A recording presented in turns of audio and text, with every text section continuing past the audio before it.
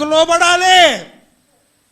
ఎలియా చెప్పాడు, నువ్వు వెళ్ళమ్మా, కొంచెమే ఉందా, కొంచెమే ఉందండి, ఈ పూటగా వచ్చిందా, ఈ పూటగా వచ్చిందండి, మరి ఈ పూట తిన్నాక ఏం చేస్తామండి, సావు అన్నా ఏలియా.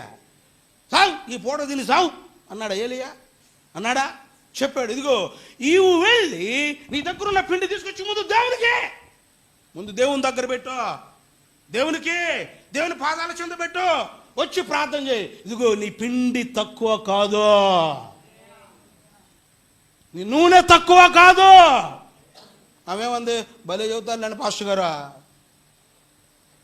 చాలామంది ఇట్టాగా చెప్పారులే అందా.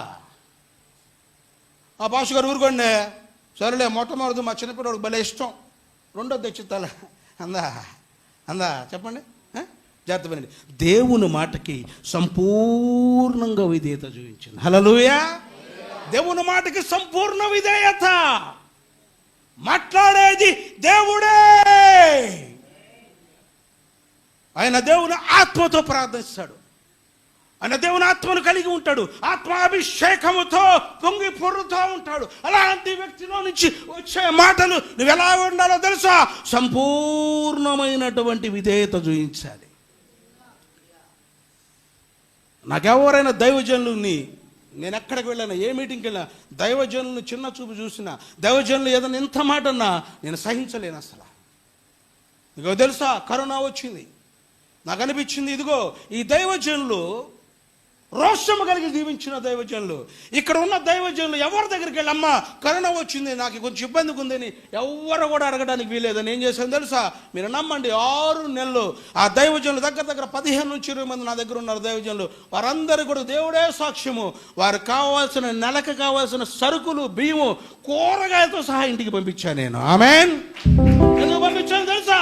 రోషము కలిగిన దైవజనులు వారు ఎవరి దగ్గరికి వెళ్ళి చెయ్యి దాచకూడదు, నాకు ఇది లేదు ఇక్కడ అని. అందరూ ప్రార్థన పెట్టద్దు, మీటింగ్లు పెట్టద్దు, మందిరాలు ఆపేయండి అన్నారు. నేను అనుకున్నాను, నా తండ్రి, ఇగో ఈ దైవజనులు, గొప్ప దైవజనులు, వీళ్ళు ఎవరి దగ్గరికి వెళ్ళి ఇదిగో నాకు ఇవాళ లేదు అని అంటానికి వీలేదని. ఒక్కొక్క భాష అయితే అన్న వద్దన్న, ఇంటికి ఎవరు పంపించమాకన్న, పరిస్థితులు బాగాలేదంటే, తమ్ముడు నువ్వు రాకపోయినా పర్లేదు, నేను ఇంటికి పంపిస్తానని ఆ మూటలు తీసుకెళ్ళి ఇంటికి వెళ్ళి వాళ్ళు ఎవరో కూడా తెలుసు డోర్ల ముందు పెట్టి వచ్చేసాము. హల్లెలూయా, హల్లెలూయా. ఎందుకో తెలుసా? ఇగో నా దేవుడు విడిచిపెట్టే దేవుడు కాదు. నీకు ఏమున్నా లేకున్నా నువ్వు దేవుని వాటికి సంపూర్ణంగా విధేయత చూయించావనుకో, నీ కన్నీళ్లు చూచి విడిచిపెట్టే దేవుడు కాదు. ఇదిగో సగం భక్తి దేనికి ఉపయోగపడదు. పోయినసారి కూడా ఇదే చెప్పాను, నీ సగం భక్తి దేనికి ఉపయోగపడదు.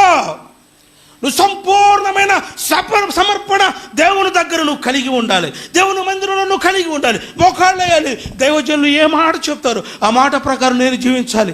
నువ్వు జీవిస్తే నీ కుటుంబం జీవిస్తుంది, నువ్వు జీవిస్తే నీ పిల్లలు జీవిస్తారు, నీ పిల్లలు జీవిస్తే నీ పిల్లలు జీవిస్తారు. ఇక తరతరాలుగా ఆశీర్వాదము నిలిచి ఉంటుంది. హల్లెలూయా, హల్లెలూయా.